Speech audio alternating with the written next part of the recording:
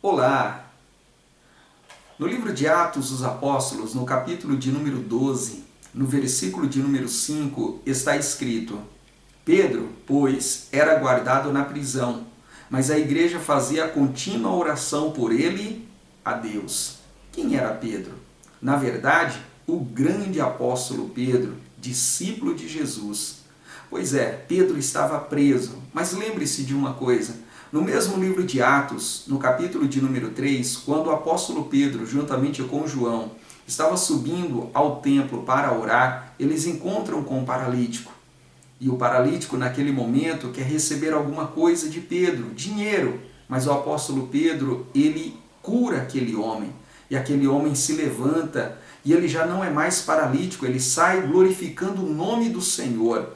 No mesmo livro de Atos dos Apóstolos, no capítulo de número 5, quando Pedro estava orando, ele saiu do templo, é o texto que diz, e quando ele saía do templo, depois da oração, muitos já estavam esperando por ele, muitos que estavam enfermos, muitos que estavam possessos de demônios. E o apóstolo Pedro, com tamanha unção sobre ele, nem tocava neles, apenas a sombra dele, do apóstolo Pedro, passava sobre estas pessoas e elas eram curadas. No capítulo de número 9, do mesmo livro de Atos dos Apóstolos, mostra ali que o apóstolo Pedro foi chamado para orar por uma mulher, por nome Dorcas. Esta era muito querida por muitas pessoas. Quando o apóstolo Pedro chega até lá, ela já está morta.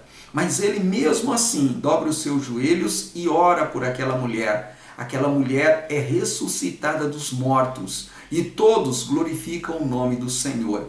Pois é, este mesmo apóstolo Pedro, que muitas vezes orou, muitas vezes curou, libertou muitas pessoas, houve um dia que ele precisou de oração, ele estava preso.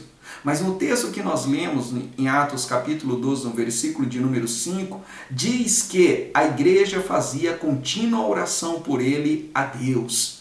E a palavra de Deus fala que Deus ele enviou um anjo, abriu a porta ali de onde ele estava preso e o tirou lá de dentro, deu liberdade para ele. Meu amado, hoje muitas são as pessoas que precisam de oração e a igreja não pode se calar, a igreja não pode realmente parar, tem que fazer o que fez antes, se reunir e clamar ao Deus Todo-Poderoso. Por quê? Porque nada é impossível para Deus. Dos céus vem a resposta. A mão de Deus, ela tem o poder de abrir portas, de curar, de libertar, de salvar.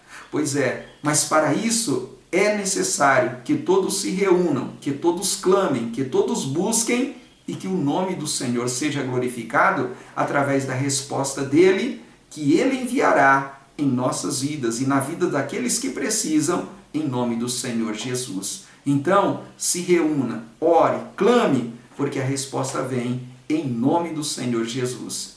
Deus abençoe a todos.